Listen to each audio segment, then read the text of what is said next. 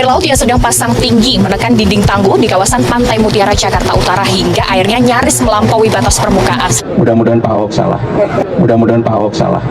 Mudah-mudahan Pak Ahok salah. Jangan seenaknya main-main dengan uang rakyat.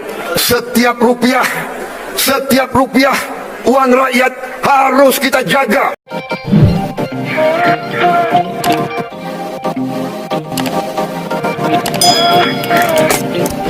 Tembok di Jakarta yang paling terkenal sampai seluruh dunia. Ada yang tahu ini apa? Namanya The Great Sea Wall of Jakarta, atau biasa disebut Tanggul Laut Raksasa Jakarta. Tahu nggak guys kenapa ini bisa terkenal banget? Karena kalau nggak ada tembok ini, Jakarta udah tenggelam. Jujur ini temboknya rada menyeramkan sih. Buktinya ini ada masjid yang terbengkalai karena tenggelam loh di sebelahnya. Namanya Masjid Wal Aduna yang ada di Jakarta Utara. Laut dan daratan cuma dibatasin sama tembok guys. Bahkan kalau kalian perhatiin, air lautnya itu udah lebih tinggi daripada daratannya. Ini adalah salah satu cara pemerintah buat menghindari masalah tenggelamnya Jakarta. Tapi emangnya bisa Jakarta nggak akan tenggelam lagi cuma dengan tembok kayak gini? Lihat tuh, ini bukan air bocor biasa, tapi ini air laut yang bocor ke daratan Jakarta. Kalian pasti nggak pernah denger kan guys, ada air laut yang bocor ke Jakarta. Biasanya cuma tahu air hujan yang bocor ke dalam rumah. Semua bangunan di sekitar tembok ini tuh udah digusur dan dipindahin karena ini berbahaya banget guys. Kalian kebayang gak sih kalau tiba-tiba temboknya ini tuh udah gak kuat dan rubuh? Ya maksudnya tadi aja udah ada yang bocor dikit-dikit, padahal baru dibangun dari tahun 2014 dan menelan biaya puluhan triliun rupiah. Kalau menurut gua ini tuh cuma solusi sementara guys. Ada tembok ini pun Jakarta masih bisa tenggelam loh. Air laut bakal tetap naik karena pemanasan global, terus permukaan tanah Jakarta bakal tetap turun karena eksploitasi air tanah. Berdasarkan data, penurunannya itu bisa sampai 10-20 cm per tahunnya. Terus harus gimana nih menurut kalian? Apakah pindah ibu kota ke IKN bisa jadi solusi? Kalau semuanya ini udah kejadian, baru deh kita sadar seberapa dekatnya manusia dan alam. Juga betapa pentingnya menjaga lingkungan kita. Jangan sampai kita menyesal ya guys. Lanjut nanti. Waduk Pluit untuk sebagiannya sudah kita perkuat. Tinggal kita mau nyambung lagi. Kalau kamu datang ke Waduk Pluit, tanggulnya itu udah jadi tuh, yang 3 meter lebih. Jadi Jakarta mau nggak mau kami ingin selesaikan tanggul A ini, seluruh Jakarta. Tahun ini mulai bangun, termasuk yang kasus pasar ikan. Pasar ikan itu kita bongkar karena dalam rangka mau membangun tanggul. Kalau tanggulnya air laut kalau udah sejajar dengan waduk ya, yang pompa nggak bisa jalan. Kalau dia nggak bisa jalan ditambah hujan, 40% Jakarta tenggelam, jadi mangkok. Jadi kita ini udah tinggal di bawah. Sudah hadir Gubernur DKI, hadir tidak? Nggak hadir. Waduh, ini coba diselidiki kenapa tidak hadir. Pakai kacamata biar saya. Tapi saya sudah ketemu. Berapa hari yang lalu, dan saya sudah kirim putusan, ya, tanya Gubernur DKI dukung proyek ini atau tidak. Saya dapat jawaban dukung, alhamdulillah, karena APBD-nya DKI sangat besar. Jadi saya bilang DKI harus urunan, pemerintah pusat urunan. Jadi kalau 8 miliar dolar, katakanlah 8 tahun, berarti 1 miliar dolar 1 tahun. Menteri Keuangan sudah kelihatan tegang melihat. Tenang Bu, DKI nyumbang. Jadi DKI setengah, pemerintah pusat setengah. Karena ini untuk DKI sebenarnya. Ya, jadi Tanggul Utara DKI, kemudian nanti selanjutnya di depan Semarang, prioritas kita adalah DKI Semarang. Semarang, Pekalongan, Brebes itu air sudah mengancam kita.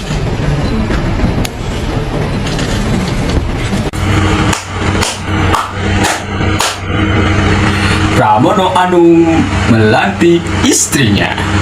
Hebat. Biar gaji tidak kemana-mana, biar uang tidak kemana-mana, jadi uangnya melingkup di sana aja. Nah, ini Abah yang namanya dinasti ya. Ini jelas dinasti. Coba kalau bapak kita melantik siapa, melantik anaknya atau melantik istrinya, pasti bacot. Bapak kita, bukan bapak lo ya, bukan bapak lo, bapak kita gitu ya. Kalau misalnya melantik siapa gitu, anaknya atau istrinya, pasti bacot. Satu dunia tuh pasti bakal tahu.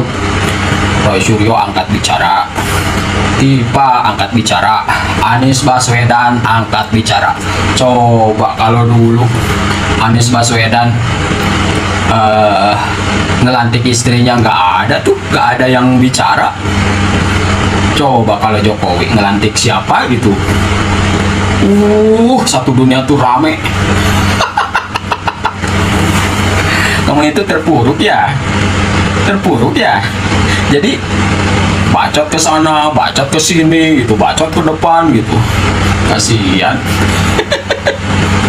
Dengar tuh anak-anak abah.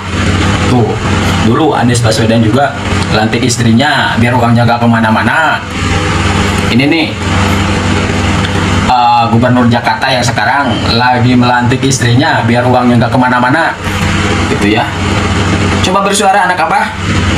Jangan pilih kasih ya, yang pilih kasih itu namanya dinasti. Aduh anak apa, kemana lo? Nggak bicara sekarang, pura-pura buta, pura-pura tuli. Apa saya aminin biar bener-bener buta tuli, anak abah? Tapi ini khusus untuk pembenci aja ya, untuk pembenci aja, aminnya. Pura-pura buta, pura-pura tuli. Kalau ininya, kalau junjunannya. Jadi bahasanya kalau ya Bismillah gak jebol. Guys, sejarah mencatat ada 2 gubernur DKI yang menurut saya itu terkoplak dan terkocak. Yang satu adalah Anies Baswedan, ya, yang sekarang ini jadi pengangguran politik. Cari panggung kemana-mana buat VT, buat konten. Seolah-olah peduli kepada masyarakat. Makin dia banyak bicara, makin kelihatan tuh yang namanya kebegoannya. Semua program-programnya tidak jelas, makanya sekarang ini ditolak oleh masyarakat DKI Jakarta. Sekarang ini yang satu adalah Pramono Anung, Gubernur DKI yang sekarang ini ya. Sudah diingatkan sama Pak Ahok ya, bahayanya kota Jakarta kalau tanggul Pantai Mutiara itu jebol, maka Jakarta bisa tenggelam. Tapi apa kata si Pramono Anung?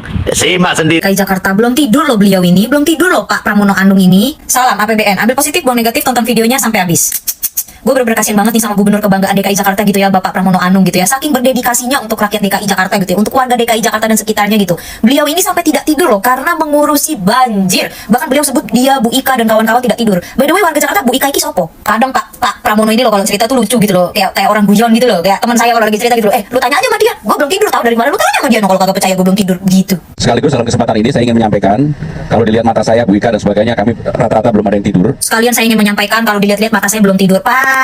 Saya kira Bapak tuh mau menyampaikan kalau Bapak tuh udah punya tempat untuk mengungsi gitu loh. Bapak udah mengerahkan 5.000 kapal karet gitu untuk membantu menanggulangi banjir atau membantu korban banjir DKI Jakarta gitu ya Pak. Ternyata Bapak mau menyampaikan kalau Bapak ini belum tidur gitu. Bapak, Bu Ika beserta teman-teman lainnya itu belum tidur karena ini pertama kalinya Bapak mengurusi banjir gitu ya Pak ya. Bapak baru nggak tidur paling beberapa malam Pak. Warga Jakarta yang masih banyak yang miskin yang nggak punya rumah bermalam-malam nggak tidur juga nggak ngeluh Pak. Mau cerita ke siapa? Kalau Bapak enak cerita depan kamera, depan wartawan, cerita ke rakyat. Lah, yang rakyat ceritanya ke siapa Pak? DPR-nya kadang kagak mau dengerin. Bapak ngomongin, Bapak ngurusin banjir nggak tidur. Pak, itu yang korban banjir juga kagak tidur Pak, lagi gotong-gotongin kasur Pak. Gotong-gotongin kasur nih, kasur gue mau taruh di mana nih? Kulkas gue gimana nih? Ini kulkas udah kerendam, mesin cuci kerendam nih, gimana nih? Ini kasur gue mau dikeringin gimana nih? Gimana nih konsepnya Pak? Emang Bapak pikir yang nggak tidur cuma Bapak, Bu Ika dan teman-teman Pak? Pokoknya Bapak Pramono ini baru pertama kali menanggulangi banjir ya kan, baru menjabat 4 bulan gitu Pak. Tapi ya Pak Pramono, Pak, halo Bapak kan hidup lebih dulu dari saya Pak. Bapak kan berarti udah di Jakarta lebih dulu juga daripada saya Pak. Bapak kan tahu kalau permasalahan di Jakarta itu rata-rata cuma 2, banjir sama macet Pak. Kenapa baru diprioritasinnya sekarang Pak?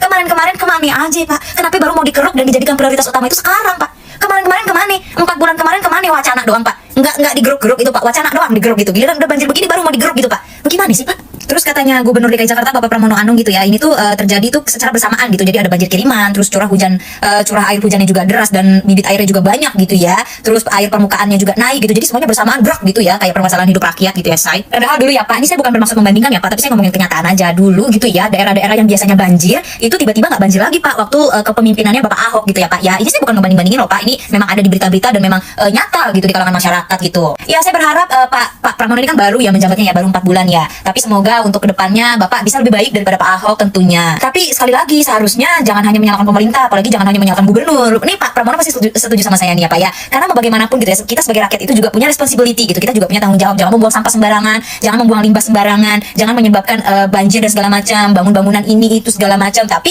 pembangunan paling banyak kan pembangunan dari pemerintah ya Pak. Maaf keceplosan Pak, maksud saya pembangunan untuk pemerintahan itu, tapi kan untuk rakyat ya Pak ya. Walaupun kadang subsidinya pembangunannya suka salah sasaran gitu, suka kurang tepat sasaran gitu ya Pak. Tapi nggak apa-apa, itu kan upaya pemerintah dalam membangun infrastruktur ya kan dari rakyat untuk rakyat Pak. Walaupun kadang rakyat juga bingung buat rakyat yang mana. Ini bukti Jakarta akan tenggelam. Dari 3 desa yang berada di sini, sisa 1 desa itu pun rumah-rumahnya udah banyak yang ditinggalkan. Yang paling sedihnya aku ngeliat langsung sekolah yang udah hampir tenggelam. Ikutin ceritaku menelusuri desa yang hampir tenggelam, sekaligus melakukan penanaman mangrove di sekitar desa. Good morning, sekarang jam 3 pagi. Kita mau otw pakai Green SM ke suatu tempat. Let's go, kita berangkat. Setelah sampai di Mepo, kita tuh di briefing dulu. Sekarang kita mau naik perahu menuju lokasi penanaman. Let's go. Kita naik perahu selama 30 menit. Sekarang kita udah sampai di desa Muara Gembong. Kali ini kita menanam pohon bersama Green SM dan Lindungi Hutan. Kita lagi jalan kaki mau menuju ke tempat penanaman. Kalian bisa lihat sendiri, ini rumah yang udah mulai tenggelam, bahkan udah ditinggalin. Itu akibat dari abrasi, guys. Ada sisa satu rumah di sini, yang lainnya tuh udah pada tenggelam semua, udah ditinggalin. Tuh, semuanya udah pada ditinggalin. Sisa satu rumah ini aja. Ini juga ada sekolah sama musola. Mungkin kalau misalnya ini lagi. Terima kasih sudah menonton. Jangan lupa like, subscribe, dan tekan tombol lonceng. Bye bye.